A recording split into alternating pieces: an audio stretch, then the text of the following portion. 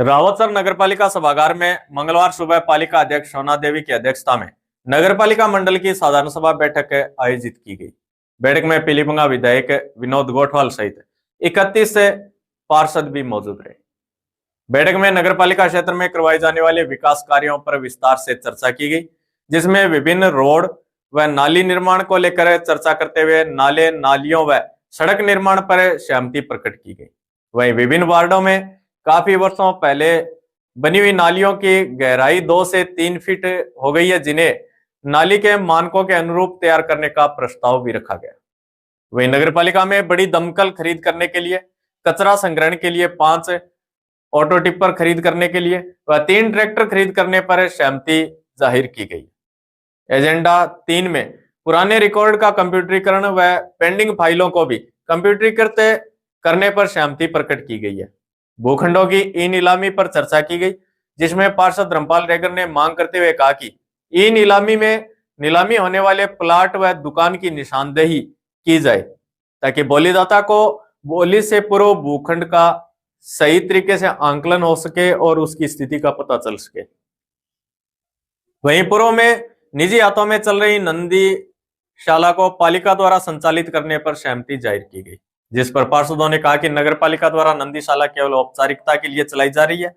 नगरपालिका क्षेत्र में सैकड़ों की संख्या में नंदी जो है वो खुले घूम रहे हैं, जो आए दिन कोई ना कोई घटना को अंजाम दे देते हैं।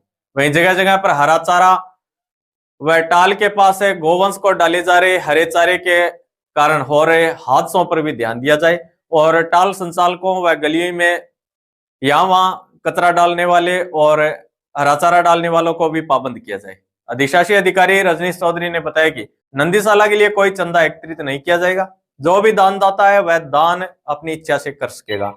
वहीं नंदीशाला को मिली अनुदान की राशि नंदीशाला में नहीं दिए जाने व अन्य गौशालाओं में वितरण करने पर संबंधित के खिलाफ FIR दर्ज करवाने की बात भी कही गई।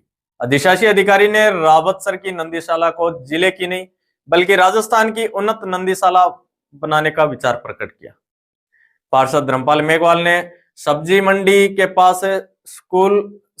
द्वारा स्कूल के पास डाली जा रही सब्जी के अवशेष के कारण बेसहारा गोवंश का आतंक रहने पर उन्हें पाबंद करने की मांग की है। वहीं आवारा कुत्तों की बढ़ती हुई तादाद पर चिंता जाहिर करते हुए इन पर अंकुश लगाने की मांग की गई है। गोग्रास सेवा समिति को 2 बीघा भूमि किराए पर दिए जाने पर सहमति बनी।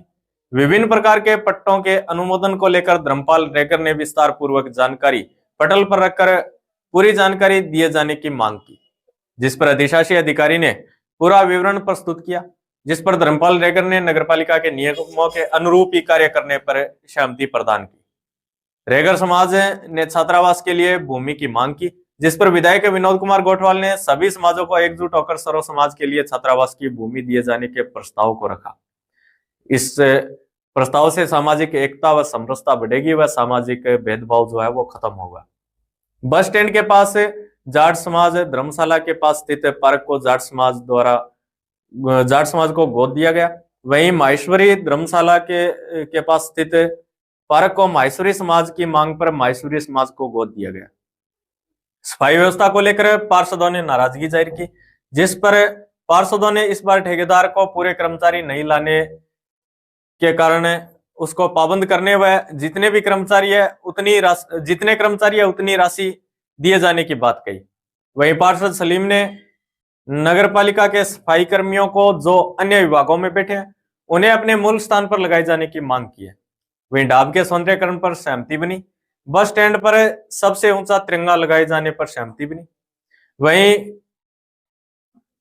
गत बोर्ड द्वारा 32 भूखंडों पर लगाए गए बोर्ड के मामले को लेकर उनके मालिकाना हक जताने वाले लोगों को नगरपालिका के समक्ष अपने अपने दस्तावेज प्रस्तुत करने की बात रखी गई, जिस पर कई पार्षदों ने विरोध जताते हुए कहा कि यह संपत्ति पूर्व में नगरपालिका द्वारा अपनी मान ली गई है।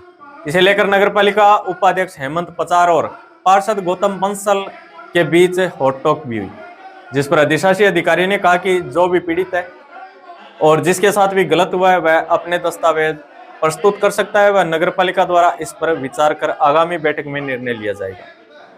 इसके साथ ही पालिका अध्यक्ष सोना देवी ने सभी का आभार प्रकट करते हुए बैठक को संपन्न करने की घोषणा की।